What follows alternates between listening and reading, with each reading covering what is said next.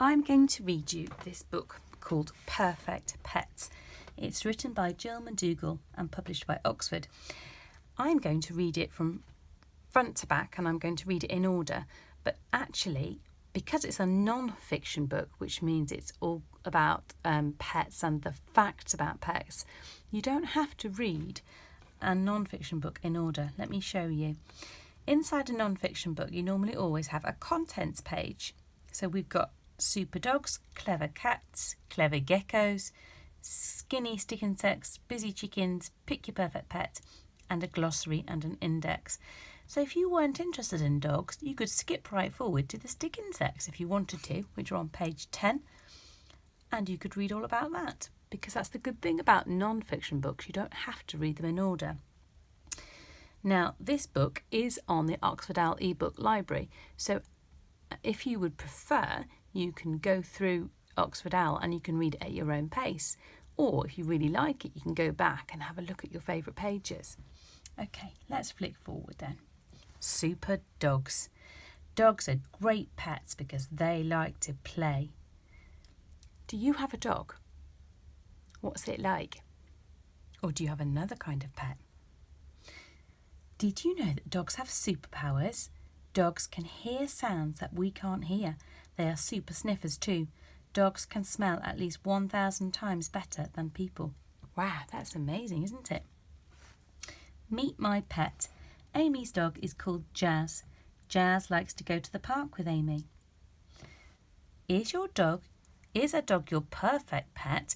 So here we've got a little section called pros and cons. So pro means anything that's good about having this pet, and a con is anything that is not good about having a pet. So the pros about having a dog are that it's clever and loyal. Can you think of any other good things about having a dog? Pause the video now and have a think. Well, I know that our dog that we've recently got, he's only 6 months, well, nearly 6 months. He's very funny. So he makes us laugh. He's nice to have a cuddle with. And he keeps us fit because he always wants to play or go for a walk. So I think those would be good things. Let's have a look at the cons. Leaves poo to be picked up and can be noisy. Yes, that does happen with dogs, doesn't it? And some dogs can be very noisy. We've found that the ones that are really small in the park tend to be a bit noisier than the bigger ones. Is there anything else that might not be quite so good about having a dog? Have a little think now. I'm not sure. It does take up quite a lot of time. So you might find if you've got a dog and you haven't had one before, that you spend quite a lot of time sorting things out for your dog, and because you've got to do all your training and looking after them, picking up the poo and making sure you take your dog for a walk all the time. But I think it's worth it for all the pros, don't you? Shall we have a look at the next page? Cuddly cats. Do any of you have a cat? If you do, how many do you have? And what are they called? Cuddly cats. Cats make cuddly pets and they talk to you too. Meow can mean play with me or stroke me. A loud meow could mean feed me. Cats can be bossy. Cats are sleepy pets. They sleep for about 15 hours every day. If you have a cat, how many hours do you think your cat sleeps for a day? This is Luke. Luke's cat is called Pixie. Pixie likes to chase toys. Let's have a look and see if a cat is your perfect pet. Pros: playful and clean. Cons: they shed fur and have sharp claws. If you have a pet cat, I wonder if you can think of anything else that you really like about your cat. Another thing to add to the pros. Clever geckos. We used to have a lizard, and it was called Pascal, and it was a chameleon. We'll talk about that a little bit in a minute, about the pros and cons. Let's find out about the gecko first. If you don't have much space, a gecko could be your perfect pet. Geckos are little lizards. Most are good climbers. Their feet stick to walls to help them climb. They can even walk upside down. Molly's gecko is called Tinsel. Tinsel likes to climb onto Molly's head. So, is a gecko your perfect pet? Pros: easy to look after and quiet. Cons: can be shy and needs to eat living prey. That means that when you feed them, you have to feed them things that are alive, like insects. Now, I can say that when we had our chameleon, it wasn't that easy to look after, to be honest, because it needed a special tank called a vivarium with a heat lamp in it. It needed to be sprayed with lots of water regularly so it didn't dry out.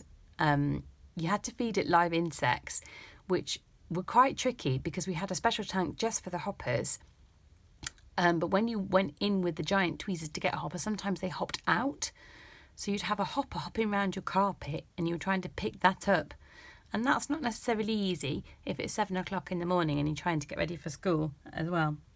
So I would say they're not that easy to look after, but they're quite fun. And the way that chameleons eat their insects is very funny to watch because they've got these long sticky tongues. I wonder, have any of you got a lizard or a reptile? Skinny stick insects. Stick insects look amazing. They are long and thin, just like sticks. Stick insects are the longest insects. A stick insect's leg can fall off, but sometimes it can grow a new one. That's clever, isn't it? Meet my pet. Tim's stick insect is called Twiggy. Twiggy likes to walk on Tim's hand. Pros, so these are the good things. Quiet and clean. Cons, it has lots of babies if it's a female, and it can't really play with you. What do you think? Would you like one of those? Busy chickens. Would you like a pet that lives outside? If so, a chicken might be your perfect pet. Chickens like to be busy. They scratch in the dirt looking for bugs to eat. Chickens like to have a bath in the dust. This is how they look after their feathers. Meet my pet. Jake's chicken is called Lola. Lola likes to follow Jake around. So, is a chicken your perfect pet? Fun to feed and they lay eggs. Cons: noisy and need space outside. What do you think? My next door neighbours have got chickens and they're not that noisy. But I must say they need quite a lot of space and they have taken up a lot of the garden and dug around in the grass, so it's really just dirt now. However, it would be really nice to have fresh eggs every day. This is something for you to do now. Pick your perfect pet. So I want you to have a look at, we've got a dog, a cat, a stick insect, a gecko and a chicken. If you had to choose one of those, which one would you choose? Maybe you've already got one of those already, or even two. If you don't have any pets, which one would you choose? If you already have a pet, would you just stick with what you've got or would you get another one as well? Okay, I hope you enjoyed sharing this story. I'm just going to show you what you find at the end of a non-fiction book. This is called a glossary. Now, a glossary has words in it that might be a bit tricky. So we've got loyal, prey and sheds. And these words are a bit complicated and they get explained in the glossary. So loyal, the dog was loyal, will always be there for you.